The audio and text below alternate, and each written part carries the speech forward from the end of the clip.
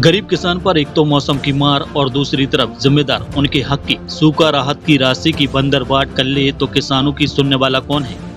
अतिवृष्टि एवं सूखा राहत राशि घोटाले के दोषियों पर कार्रवाई की मांग को लेकर कांग्रेस अब सड़कों पर उतर आई है। 2017-18 से लेकर अब तक अतिवृष्टि एवं सूखा राहत राशि में एक बड़ा घोटाला सामने आया है, जिसकी शिकायत अखिल भारतीय कांग्रेस कमेटी की संभागीय प्रवक्ता दीप्ति पांडे ने कलेक्टर पार्थ जायसवाल को दर्ज कराते हुए दोषी अधिकारियों पर सख्त कार्रवाई की मांग की है।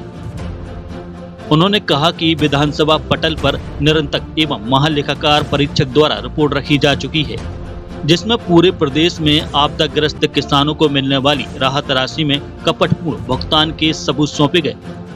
इस रिपोर्ट में छतरपुर जिले के गोरीहार तहसील के आंकड़े भी शामिल हैं। कांग्रेस नेत्री दीप्ति पांडे ने बताया कि गोरीहार के साथ साथ पूरे जिले में सूखा राहत राशि वितरण में करोड़ों का घोटाला सामने आया है।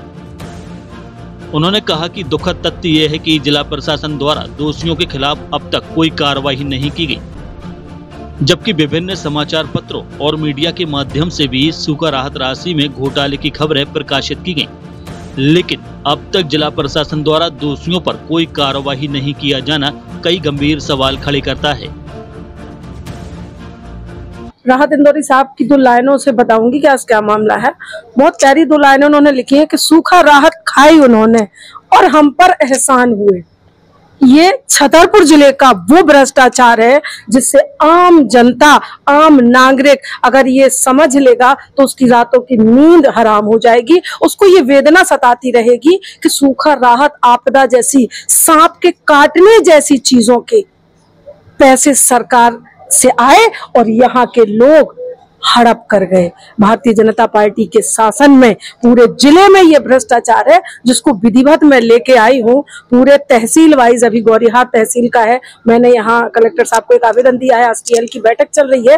कैसे लोगों की आपदाओं में अवसर ढूंढना भारतीय जनता पार्टी का काम है, कैसे अफसर शाही यहाँ पे हावी है, कैसे भ्रष्टाचार चरम सीमा पर है। किसी के घर में एक मृत्यु हो जाती है सांप के काटने से, पटवारी जाता है, पंचनामा बनाता है। किसी के यहाँ आगजनी हो जाती, कोई आपदा का कोई बात हो जाती है तो पटवारी साहब जाते हैं और रिपोर्ट तैयार करके ले आते हैं। पर 6 महीने तक उस परिवार वालों को ये पता नहीं चलता कि आखिर हो क्या रहा है। वो पूछता रहता, अंत में वो थक जाता। उसी के साथ दस्तखतों के साथ एक कोरे कागज पे भी दस्तखत हो जाते हैं कि मेरा मतलब ये राशि इस खाते में नहीं आया, इसमें डाल दिया जाए, तो सामने वाले के दस्तखत भी करा लेते हैं और लोग भूल जाते हैं अपनी परेशानियों में और यहाँ पूरा का पूरा भ्रष्टाचार हो जाता है। ये चरम सीमा की वेदना है, ये उन लोगों के साथ बहुत अत्याचार है और कैसे इन अधिकारियों को ये पच जाता है ये पैसा। तो आज मैं पूछने आई हूँ कि सूखा राहत, सांप के काटने का, किसी के यहाँ कोई प्राकृतिक आपदा का, ओलावृष्टि का ऐसा पैसा,